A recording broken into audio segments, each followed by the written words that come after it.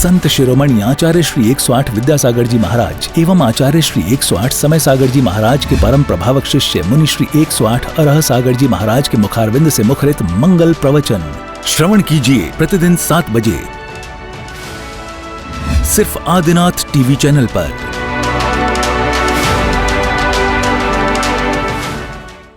राजस्थान के किशनगढ़ का Tilak stone and arts private limited, जो अपनी चमक दमक के लिए प्रसिद्ध है, जहां पर मिलता है हर प्रकार का उच्च क्वालिटी का मार्बल एवं उससे बने उत्पाद, ऐसे ही तिलक ग्रुप परिवार को सौभाग्य मिला है परम पूज्य मुनि श्री अरह सागर जी महाराज के प्रवचन का पुण्यार्जक बनने का। ये एक ऐसा परिवार है जो समाज एवं संत सेवा में हमेशा अग्रसर रहता है और इसकी सेवाएं भी हमेशा उपलब्ध रहती हैं। इस कार्यक्रम के पुण्यार्जक हैं स्वर्गीय श्री ताराचंद जी प्रेमलता जी गंगवाल की पुण्य स्मृति में प्रवीण संजय राजीव ऋषिका शाश्वत एवं विधान गंगवाल तिलक ग्रुप और तिलक मार्बल परिवार किशनगढ़ राजस्थान के सौजन्य से। वेबसाइट www.tilakstonearts.com, संपर्क सूत्र 9319374633, ईमेल sales@tilakstonearts.com। इस कार्यक्रम के पुण्यार्जक हैं स्वर्गीय श्री ताराचंद जी प्रेमलता जी गंगवाल की पुण्य स्मृति में प्रवीण संजय राजीव ऋषिका शाश्वत एवं विधान गंगवाल तिलक ग्रुप और तिलक मार्बल परिवार किशनगढ़ राजस्थान के सौजन्य से। वेबसाइट www.tilakstonearts.com, संपर्क सूत्र 9319374633, ईमेल sales@tilakstonearts.com।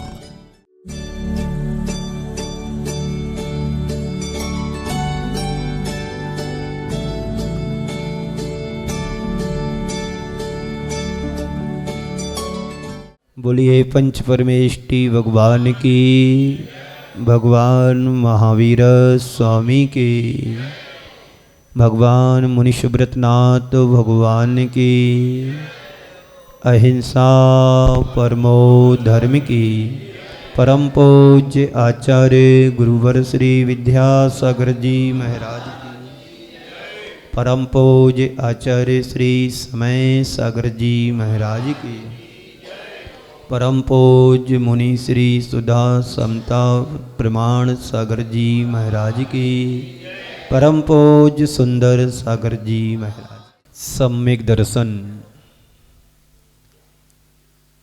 हमारे जीवन का अंतरंग तत्व है, जिसके माध्यम से हर आत्मा परमात्मा बन सकती है। सम्यक दर्शन वह तत्व है जो हमारे अंदर की विशुद्धि को बढ़ाता है। सम्यक दर्शन के द्वारा ही हमारी आत्मा परमात्मा बनती है, ये हम सब जानते हैं। लेकिन बिना सम्यक दर्शन के संसार में आज तक किसी का कल्याण नहीं हुआ है और हो भी नहीं सकता। हम रोज पढ़ते हैं मोक्ष महल की प्रथम सीढ़ी याविन ज्ञान चरित्रा। मोक्ष महल की यदि प्रथम सीढ़ी है तो सम्यक दर्शन है, और सम्यक दर्शन नहीं है तो ज्ञान और चारित्र भी कुछ भी नहीं है। पिछले विगत दिनों से सम्यक दर्शन के निसंकित निकांक्षित अंग को आपने समझा सुना और अपने जीवन को तदनुरूप ढालने का प्रयास भी हम सब कर रहे हैं। आज उसी क्रम में तीसरे अंग की चर्चा हमें समयानुसार आपके मध्य करना है। तीसरा अंग निर्विचिकित्सा अंग की चर्चा है। विचिकित्सा यानी गिलानी, निर्विचिकित्सा यानी गिलानी से रहित है। कहते हैं राजा जनक की सभा में अष्टावक्र ऋषि आए। अष्टावक्र का शरीर बड़ा बेडोल था। 8 तरह से उनके अंग टेढ़े मेढ़े थे। अष्टावक्र के जब राजसभा में वो आए तो उनके उस शरीर को देख करके सभी सभासद, जैसे आप लोग बैठे ना मुकुट लगा करके, तो राजा महाराजाओं की सभा में तो सब मुकुटधारी होते थे, मंत्री होते थे, राजा महाराजा होते थे। तो सभी सभासद उनके उस बेडोल शरीर को देख करके, टेढ़े मेढ़े शरीर को देख करके लोग हंसने लगे।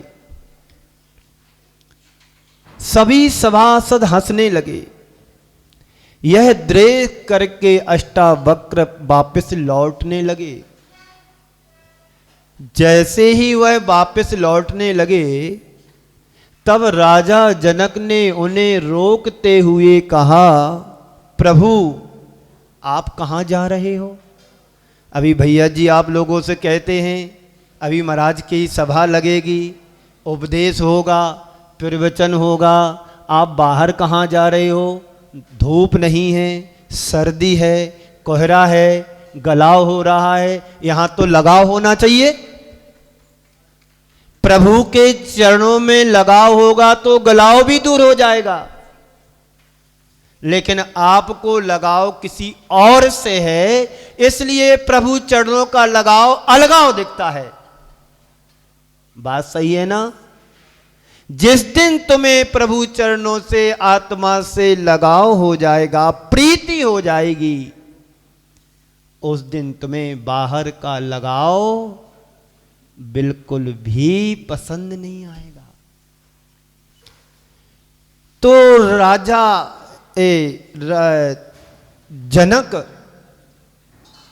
जनक प्रभु से कहने लगे कि प्रभु तुम कहां जा रहे हो?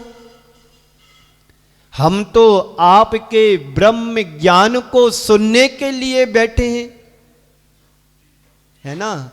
ब्रह्म ज्ञान को वही सुन सकता जो ब्रह्मा की पहचान कर लेता है, जो आत्म तत्व की पहचान कर लेता है, जो आत्मा को जानने लगता है, जो आत्मा को पहचानने की कोशिश में लग जाता है, वही अपने तत्व को, ज्ञान को सुनने के लिए ललक पैदा करता है। तो राजा जनक कहते हैं ये सभा आपके तत्वोपदेश सुनने के लिए बैठी है और आप यहां से जा रहे हो। ये सारे सभासद आपसे ब्रह्म ज्ञान पाने के लिए एकत्रित हुए हैं। कोई बाराबंकी से आया है, कोई भोपाल से आया है, कोई दिल्ली से आया, कोई अजमेर से आया, कोई किशनगढ़ से आया, कोई छपारा से आया, कोई जबलपुर से आया, कोई सागर से आया, सब आपके ब्रह्म ज्ञान को सुनने के लिए आए हैं। और आप बिना उपदेश के कैसे जा रहे हो? तब अष्टावक्र ने कहा, प्रभु मैं भी यही चाह रहा था कि आप लोगों को ब्रह्म ज्ञान की बात, गूढ़ बात बताई जाए। भैया जी, संत भी चाहते हैं कि आपको वो तत्व बताया जाए जिस तत्व को आपका परिचय नहीं है। आपको परिचय आपके शरीर से है, आपका परिचय आपके रूप से है, आपका परिचय आपके परिजनों से है, और आपका परिचय आपके सगे संबंधियों से है। जिस दिन तुम्हें आत्मा का आत्मा से परिचय हो जाएगा, फिर तुम्हें किसी परिचय की जरूरत ही नहीं होगी। यही उपदेश अष्टावक्र देने के लिए आए थे। ए भोले भाली जनता, सभासद हैं, परिजन हैं, इन्हें तत्व का ज्ञान बताया जाए। लेकिन क्या कहा अष्टावक्र ने? जब वो लोग हंसे उनको देख करके, अष्टावक्र की कहानी बड़ी टेढ़ी मेढ़ी नहीं थी, पर उनका शरीर टेढ़ा मेढ़ा हो सकता है, पर उनका ज्ञान तो ब्रह्म ज्ञान था। बड़े बड़े राजा महाराजा उनके ज्ञान में सुनने के लिए उनके पास जाया करते थे। जो मूर्ख शिरोमणि होते हैं ना, वो बाहर के रूप को देख करके प्रभावित होकर के हंसने लगते हैं। एक बार पता है आपको, बहुत सारे साधु संत चले जा रहे थे, एक गांव से गुजरे, पूरे लोग देखने के लिए खड़े हुए थे, और जब साधु संत निकले नग्नत दिगंबर अवस्था को धारण करने वाले दिगंबर साधु, तो पूरी समाज, पूरे लोग उनको देख करके हंसने लगे कैसा कर्म का बंध बंधा पता है आपको? वो सारे जीव गिजाई बन गए। ये बचपन में मैंने पाठशाला में दूसरे भाग में कहानी पढ़ी थी। सारे गांव के लोग एक साथ कर्म का बंद किया हंस करके, ऐसा कर्म बंधा कि अगली पर्याय उनकी एक साथ गिजाई हुई। आप गिजाई को देखते, जब चलते तो झुंड का झुंड चलता है, देखा होगा, गांव के लोगों को पता है। 2 इंद्री, हाँ, पैर रहते हैं, 3 इंद्री जीव आ जाते हैं। गिजाई बन गए सारे के सारे, झुंड का झुंड चलता है। इतने लंबे लंबे कीड़े जैसे होते, उनके पैर होते हैं जैसे ट्रेन के चके होते हैं ना एक साथ, ऐसे ही। तो अष्टावक्र ने कहा राजा को समझाते हुए कि आया तो मैं ही सोच करके कि ज्ञानियों को ज्ञान का उपदेश दूं, पर ये तो चर्मकारों की सभा है। किसकी सभा है? चमारों की सभा है। इस वाक्य को सुनकर के राजा जनक कुछ उद्वेलित हो गए। मैं यहां क्या उपदेश दूं? ये तो चमारों की सभा है, यहां उपदेश कैसे दे सकता हूं? ये शब्द सुने तब सब लोग स्तब्ध हो गए कि ये गुरुदेव और ऐसे अपशब्दों का प्रयोग कर रहे हैं। ये बात समझ में नहीं आ रही है। राज दरबार में राजा की राजसभा लगी है, और जिसमें सभासद से लेकर के बड़े बड़े मंत्री, राजा महाराजा, मंडलेश्वर आदि सभी बैठे हैं। और राजा जनक को रहा नहीं गया, प्रभु तुम ये क्या बोल रहे हो? अष्टावक्र ने राजा जनक को समझाते हुए कहा कि देखो, जो मैंने देखा वही मैं आपसे कहने जा रहा हूं। क्या?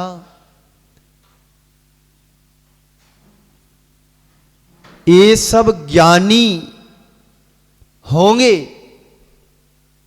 पर इनकी दृष्टि मेरे चर्म पर पड़ी है, मेरे शरीर पर पड़ी, मेरे रूप पर पड़ी है। तो ये चर्मकार हुए कि नहीं हुए? यदि वास्तव में ये ज्ञानी होते तो बाहर के रूप को नहीं देखते, मेरे गुणों से प्रीति करते, मेरे स्वरूप से परिचय करते, मेरे ज्ञान से परिचय करते। तो जो जिसकी चर्म पर दृष्टि होती है उसे मैं चर्मकार कह दूं तो क्या कोई गलत है? संत कहते हैं रूप का नहीं स्वरूप का सत्कार करो, देह का नहीं विदेही का सत्कार करो, शरीर का नहीं शरीर के अंदर बैठी आत्मा का सत्कार करो। लेकिन लोगों की दृष्टि सबसे पहले कहां जाती है? उसके रूप पर जाती है।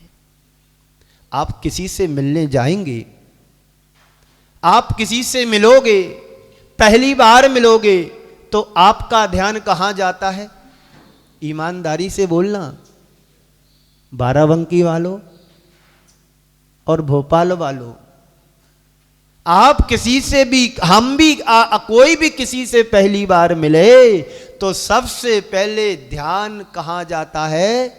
उसके रूप पर जाता है। संत कहते हैं रूप विद्रूप हो सकता है,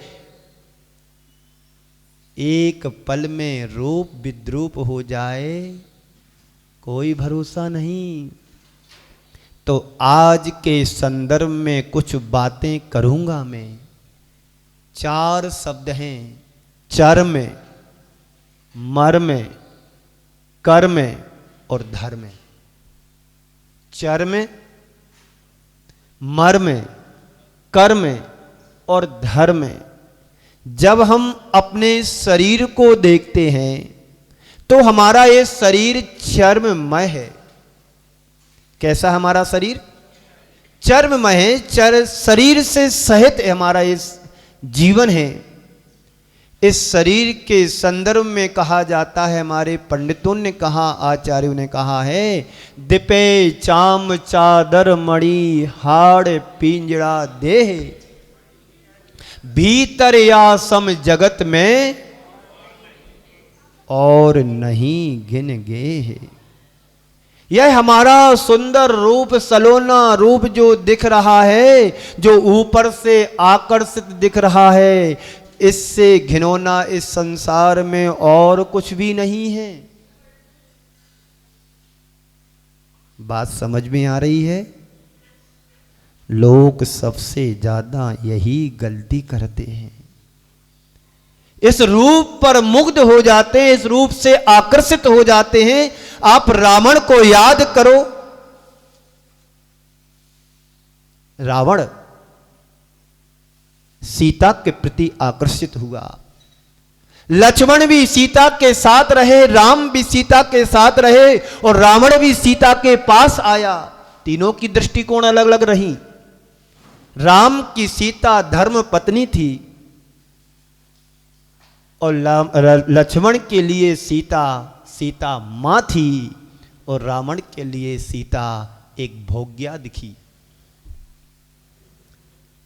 राम का भी दृष्टिकोण सीता के प्रति जो था एक पत्नी के रूप में था, लक्ष्मण का दृष्टिकोण सीता के प्रति जो था एक मां और भाभी के प्रति जैसा व्यवहार होता वो उसका दृष्टिकोण था।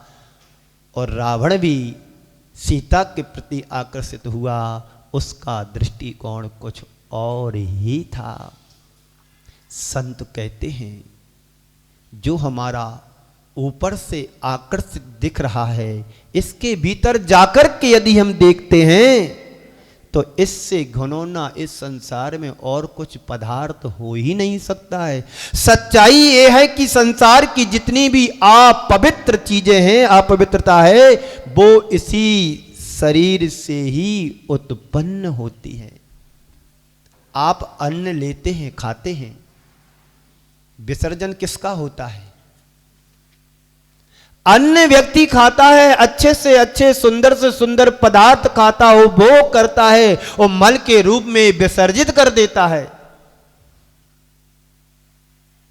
संसार की जितनी अपवित्रता है वो इसी शरीर से उत्पन्न होती है। आप 100% आप चीजें अपने शरीर में लगाते हैं और शरीर में स्पर्श होते ही वो चीजें अपवित्र हो जाती हैं।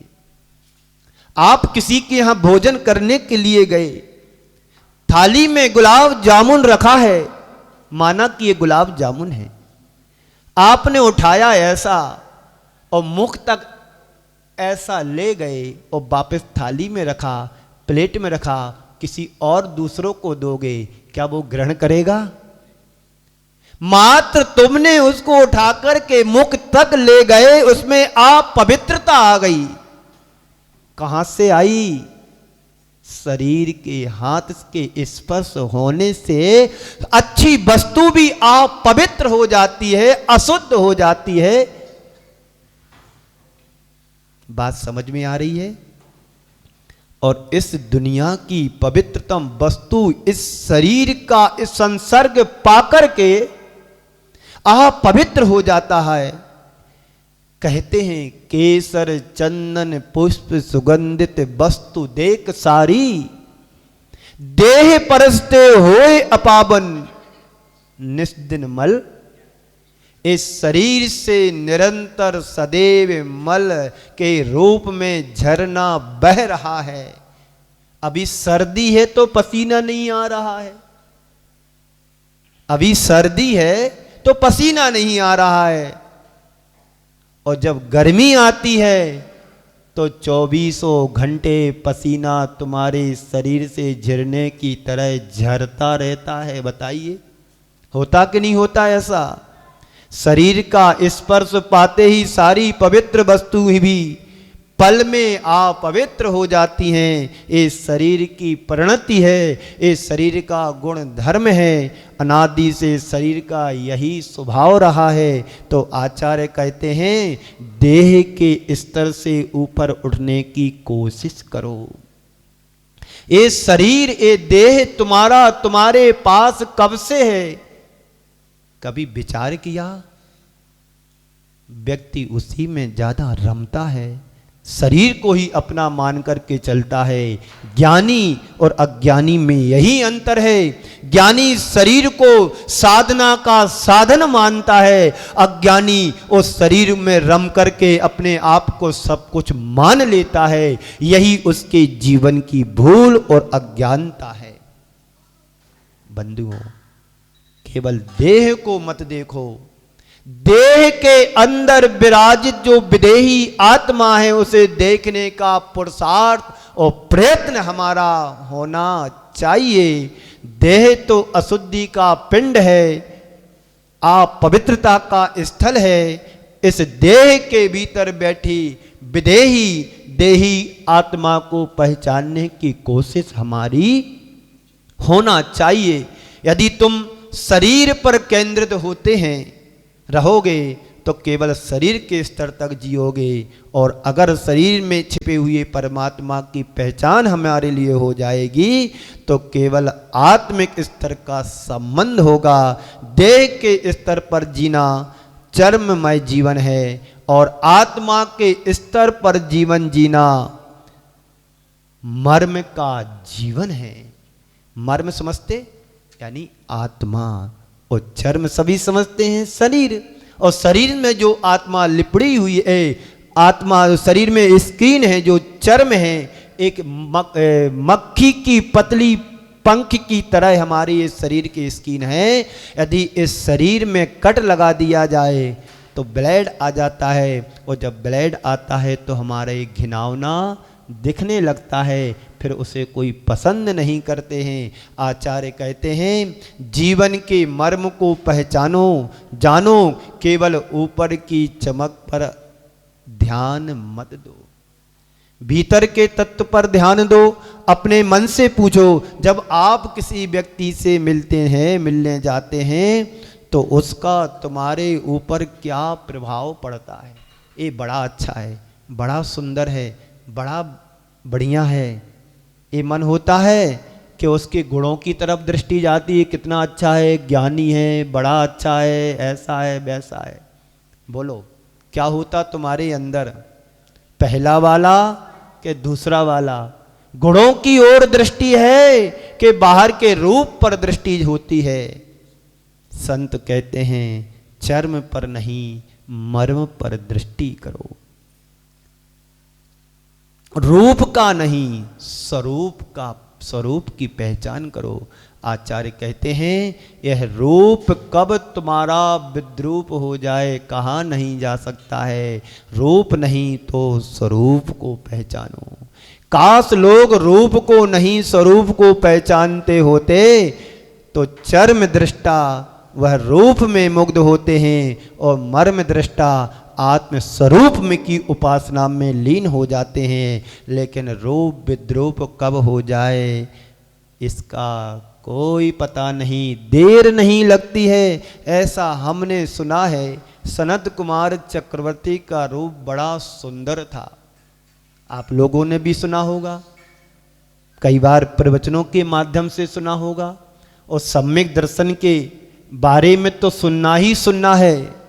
कहते हैं सनत कुमार चक्रवर्ती बड़ा रूपवान था, उसके रूप की चर्चा स्वर्गों में देव भी कर रहे थे। देवों के बीच में जब चर्चा चल रही थी, एक देवता के मन में विकल्प आया कि जब हमारे राजा महाराजा मृत्यु लोक के किसी व्यक्ति की चर्चा, चक्रवर्ती की चर्चा हमारी सभा में चल रही है, तो हो ना हो उसे देख करके आना चाहिए। दो देवों के मन में ये विकल्प आया और वहां से चल करके स्वर्ग से नीचे उतर करके आते हैं और देखते क्या हैं, सनत कुमार चक्रवर्ती के बारे में जैसा सुना था उससे कहीं ज्यादा उनके रूप को पाया। उस समय कहते चक्रवर्ती सनत कुमार चक्रवर्ती व्यायामशाला में कसरत कर रहे थे, उठक बैठक कर रहे थे। बड़ा रूपवान उनका शरीर था, सुंदर शरीर था, कामदेव जैसा रूप था। जो सुना उससे कहीं अच्छा रूप देखने को मिला, लेकिन उस समय उनका रूप कैसा था? धूल दूषित था। व्यायामशाला में कसरत कर रहे थे, उठक बैठक कर रहे थे, शरीर अप्रतिम सौंदर्यता से जगमगा रहा था। देखा उन्होंने झरोके में से, क्या रूप है! चर्चा जिस तरह की उससे भी कहीं अच्छा रूप देखने को मिला। जब सनत कुमार चक्रवर्ती ने उन लोगों को देखा, पूछा तुम कौन हो और कहां से आए हो? तो वे दोनों देव कहते हैं हम स्वर्ग से आए हैं और स्वर्ग में आपके रूप की चर्चा चल रही थी। आपकी सौंदर्यता के बारे में हमारे राजा महाराजा देवेंद्र चर्चा कर रहे थे, तो मैंने सोचा कि चलो देख करके आते हैं। तो हम दोनों देव ऊपर से स्वर्ग से आपके रूप को देखने के लिए आए हैं। अच्छा, कोई बात नहीं, आप पहले से बता देते थे ना, तो हम सज धज करके बैठ जाते। कोई बात नहीं, आप आ भी गए हो बिना बताए, बिना इंफॉर्मेशन के, कोई बात नहीं। आप 1 घंटे बाद आना, जब मैं अपने राजसभा में सिंहासन पर बैठेंगे सज धज करके, ब्यूटी पार्लर में जाकर के तैयार होकर के आएंगे, फिर हमारे रूप को आप देखना। होती हैं कुछ माताएं बहनें, कहीं जाना होता है तो 2-4 घंटे तो उनकी इसी में जाते हैं। रूप को ठीक करने में ध्यान रखना, जो रूप तुम्हें परमात्मा की कृपा से मिला है, उस रूप में तुम विद्रूपता लाओगे तो तुम्हारा रूप विद्रूप हुए बिना नहीं रह सकता है। आप अपने आप को बाज कर लेना, आप साधारण रूप दर्पण में देखना, जो तुम्हें चेहरा मिला है, और आप लीप पोत करके दर्पण के सामने जाओगे, उस चेहरे को देखना, दोनों में कंपेयर करना, जमीन आसमान का अंतर दिखाई देता है। आप भगवान के रूप को देखो, कैसा सुंदर दिखाई देता है। सुंदर रूप, सुंदर शरीर, सारे परमाणु जितने थे संसार में सुंदर सुंदर, वो सारे परमाणु भगवान की देह में लग गए। तो चक्रवर्ती कहता है अभी हम सिंहासन पर बैठेंगे राजसभा में, तब मेरे रूप को देखना। अभी तुमने देखा ही क्या है? अभी मेरा शरीर धूल दूषित है, पसीना आ रहा है, मिट्टी शरीर में छपी है, तुम क्या देख रहे हो? ठीक है राजन, मैं थोड़ी देर बाद आता हूं, थोड़ा घूम लें, नारेली के मंदिर देख लें, पर्वत देख लें, और यहाँ आर के मार्बल का जो मंदिर बना उसका बगीचा गार्डन देख करके आते हैं। थोड़ी देर बाद 1-8 घंटे में, तब आप सभा में मिलना। गौशाला देख करके आते हैं, भोजनशाला देख करके आते हैं, पाठशाला देख करके आते हैं, धर्मशाला देख करके आते हैं। ठीक है राजन। 1-1.5 घंटे के विलंब से जब पहुंचते हैं देव, तो देखते हैं उनके रूप को तो कोई उत्तर नहीं निकला। चक्रवर्ती ने अपना मौन तोड़ करके उन देवों से कहा कि क्यों तुम्हें कुछ दिखाई नहीं दे रहा है? तो दोनों देव कहते हैं कि राजन, जो रूप मैंने अभी 1 घंटे पहले देखा था, अब वह तुम्हारा रूप नहीं रहा, वह रूप तुम्हारा विद्रूपता में बदल गया। क्या क्या कहते हो? हाँ, मैं सही कह रहा हूं, जो रूप मैंने पहले देखा था, अब रूप में विद्रूपता आ गई। क्या कहते हो? यदि राजन विश्वास ना हो तो 1 गिलास पानी मंगाओ। तुम्हारे शरीर में कोढ़ हो गया है, कोढ़ के कीड़े तुम्हारे शरीर में उत्पन्न हो गए हैं, कीटाणु। विश्वास ना हो तो 1 गिलास पानी को मंगाओ।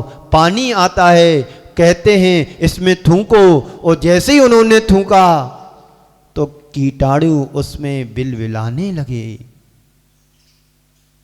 चक्रवर्ती को विश्वास हो गया, मैं किस रूप पर घमंड करता था, मैं किस रूप पर अभिमान करता था, या जब मेरा रूप नहीं रहा तो इस रूप को मुझे अब छोड़ना है।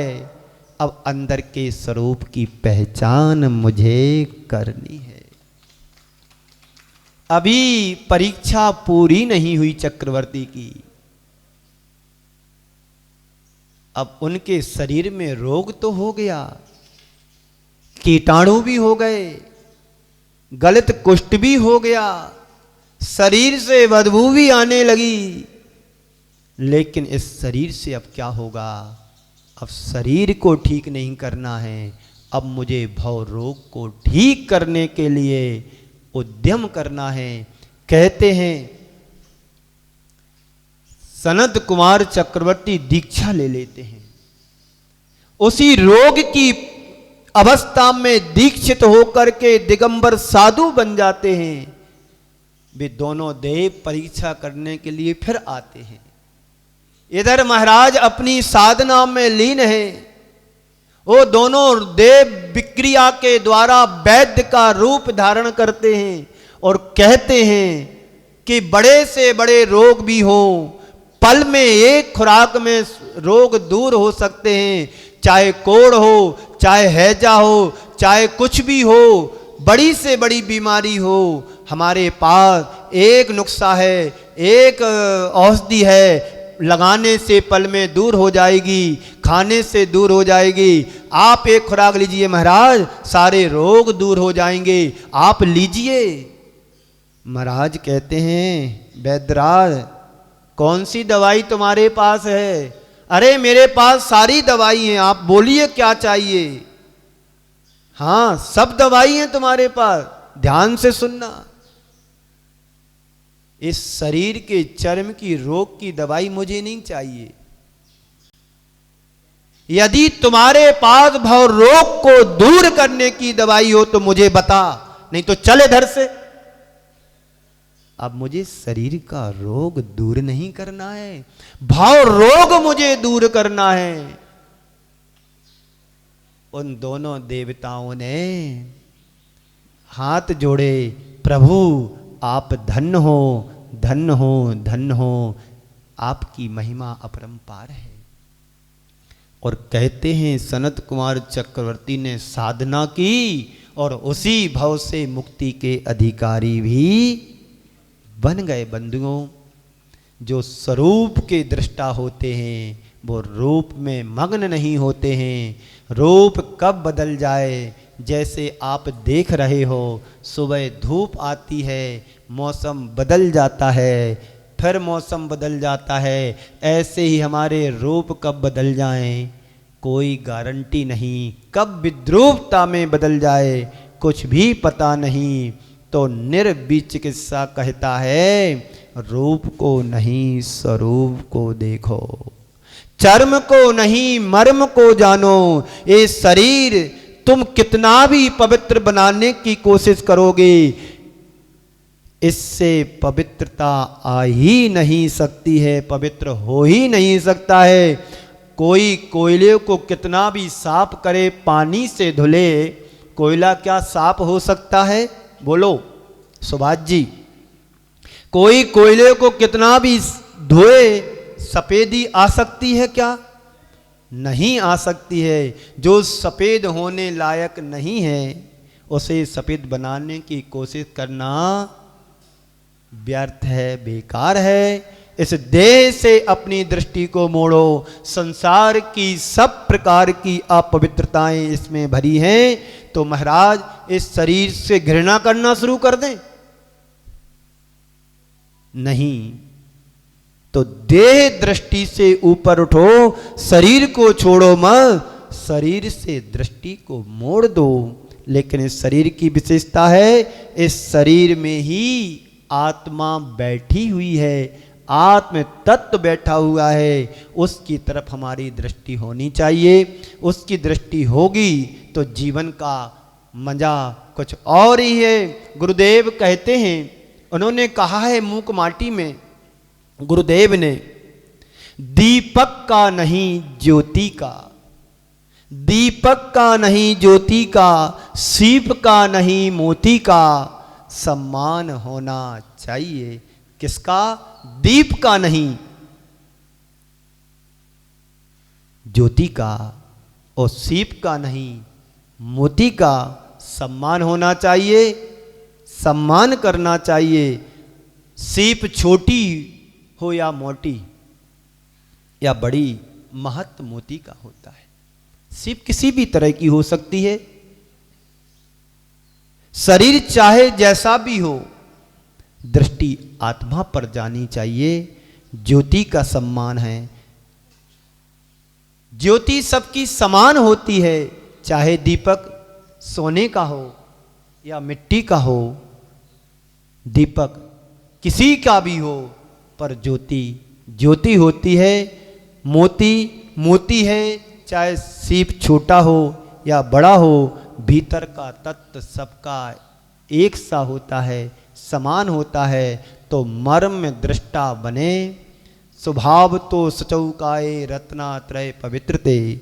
निर्जुगुप्सा गुण प्रेतर मता निर्बी चिकित्सता आचार्य समंत्र भद्र महाराज हम सबके लिए संबोधित करते हुए श्राप का आचार्य में कह रहे हैं, ये शरीर स्वाभाविक रूप से अपवित्र है। स्वभाव तो सचौकाए, ये शरीर स्वाभाविक रूप से अपवित्र है। पहली बात क्या कह रहे हैं? ये शरीर महान अपवित्र है। कैसे? स्वाभाविक रूप से है। समय आप सबका हुआ। इसी मंगल पुनीत भावना के साथ, इन्हीं भावों के साथ मैं अपनी वाणी को विराम देता हूँ। बोलिए परम पूज्य आचार्य गुरुवर श्री विद्यासागर जी महाराज। इस कार्यक्रम के पुण्यार्जक थे स्वर्गीय श्री ताराचंद जी प्रेमलता जी गंगवाल की पुण्य स्मृति में प्रवीण, संजय, राजीव, ऋषिका, शाश्वत एवं विधान गंगवाल तिलक ग्रुप और तिलक मार्बल परिवार किशनगढ़ राजस्थान के सौजन्य से। वेबसाइट www.tilakstonearts.com, संपर्क सूत्र 9319374633, ईमेल sales@tilakstonearts.com। संत शिरोमणि आचार्य श्री 108 विद्यासागर जी महाराज एवं आचार्य श्री 108 समय सागर जी महाराज के परम प्रभावक शिष्य मुनि श्री 108 अरह सागर जी महाराज के मुखारविंद से मुखरित मंगल प्रवचन श्रवण कीजिए प्रतिदिन 7 बजे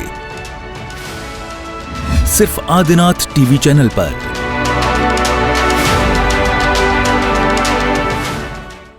राजस्थान के किशनगढ़ का Tilak stone and arts private limited, जो अपनी चमक दमक के लिए प्रसिद्ध है, जहां पर मिलता है हर प्रकार का उच्च क्वालिटी का मार्बल एवं उससे बने उत्पाद, ऐसे ही तिलक ग्रुप परिवार को सौभाग्य मिला है परम पूज्य मुनि श्री अरह सागर जी महाराज के प्रवचन का पुण्यार्जक बनने का।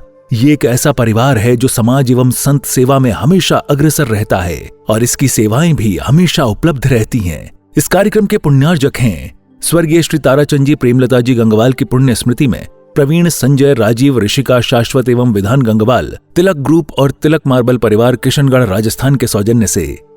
वेबसाइट www.tilakstonearts.com, संपर्क सूत्र 9319374633, ईमेल sales@tilakstonearts.com।